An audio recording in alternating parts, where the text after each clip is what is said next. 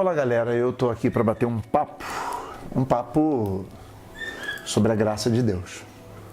E nesse papo sobre a graça de Deus, eu cito o apóstolo Paulo na carta aos Gálatas, onde ele está tratando de um assunto muito importante. O assunto que ele está tratando na carta aos Gálatas é que a salvação, ela vem somente pela graça de Deus.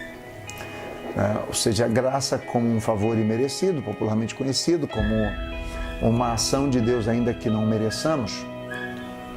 Graça como uma forma de Deus agir sem necessariamente depender do homem. É um presente de Deus. A graça é Jesus dizendo a todos nós que não fomos nós quem escolhemos Ele, mas Ele nos escolheu. A graça, que é uma referência à ideia de que somos pecadores e que Deus única e exclusivamente, por um decreto seu, escolhe nos salvar. A salvação é pela graça, vem somente pela graça. Qual é o meio da salvação? O meio da salvação é Jesus Cristo. A Bíblia diz exatamente e exclusivamente isto. A Bíblia diz que é por meio dele que nós somos salvos. O apóstolo Paulo vai defender isso totalmente e exclusivamente na sua carta. Ainda que fizéssemos qualquer coisa, ainda que tomássemos qualquer atitude, não teríamos condição de sermos salvos. É impossível sermos salvos por meio de rituais, como aqui era o caso em Gálatas da circuncisão. É impossível sermos salvos por meio da religião, por meio de ofertas, por meio de práticas religiosas. É exclusivamente por meio de Jesus Cristo. E em nenhum outro há salvação, porque nenhum outro nome há dado entre os homens pelo qual importa que sejamos salvos. Diz o Evangelho para nós. A salvação é única e exclusivamente por meio de Jesus Cristo.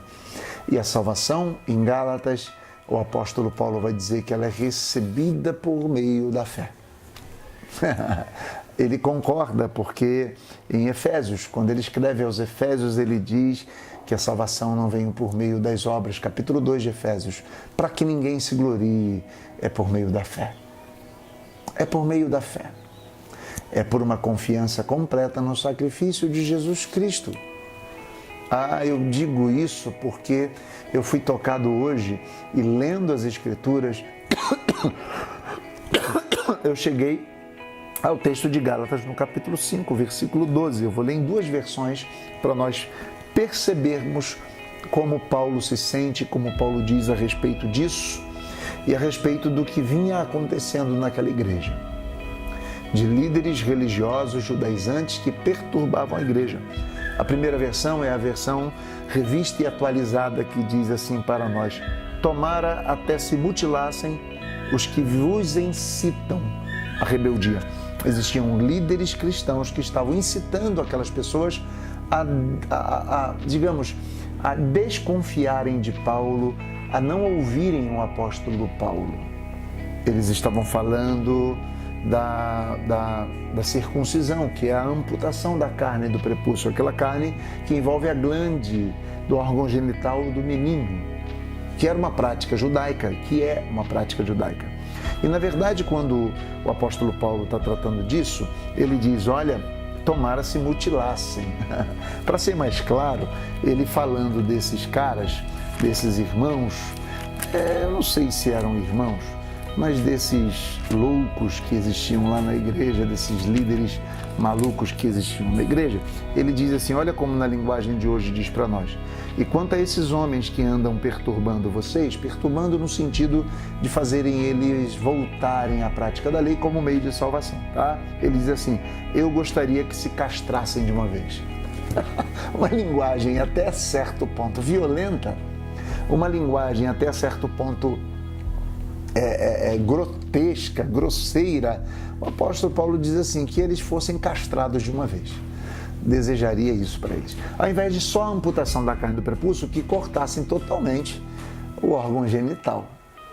O apóstolo Paulo não está aguentando mais, está estressado com isso tudo, chateado com isso tudo. Ele está comparando, né, nesse momento aqui na carta aos Gálatas, essa circuncisão como meio de salvação a uma amputação que existia na época, segundo a Bíblia de Jerusalém, um ritual pagão, a deusa Cibele, que era a amputação de fato, né, que era a castração.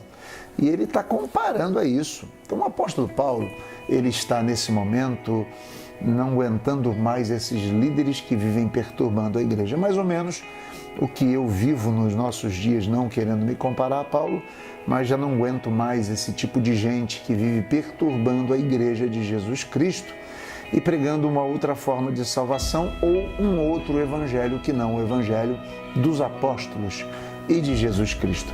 Irmãos, que possamos de fato não nos remover. Acho que ficam aqui algumas verdades para a gente. O apóstolo Paulo vai defender na carta aos Gálatas que fomos justificados pela fé, pela graça. O apóstolo Paulo vai defender que fomos adotados por Deus, por meio de Jesus Cristo. Ele vai defender que fomos renovados por meio de Jesus Cristo. Ele vai dizer que somos herdeiros por meio da promessa de Deus feita a Abraão. Sim, herdeiros pela graça, exclusivamente por Jesus Cristo, por meio da fé, de uma salvação. Amigos, eu quero que vocês não se removam disso e quero que vocês sempre se lembrem de que a fé no Cristo do Calvário nos liberta de qualquer necessidade de fazermos uma ou outra coisa como meio de salvação. Nada que façamos pode nos salvar a não ser Jesus Cristo. Não se esqueça dessas três verdades. A salvação, ela vem somente pela graça de Deus, é um dom de Deus, é exclusivamente por meio de Jesus Cristo e recebido apenas pela fé. Deixo esta palavra para vocês e espero que nenhum de nós sejamos removidos do Evangelho. O Evangelho da graça, o Evangelho da fé, o Evangelho de Jesus Cristo, ok? Deixo essa palavra para vocês e que a graça e a paz de Jesus Cristo fique com todos em nome do Senhor.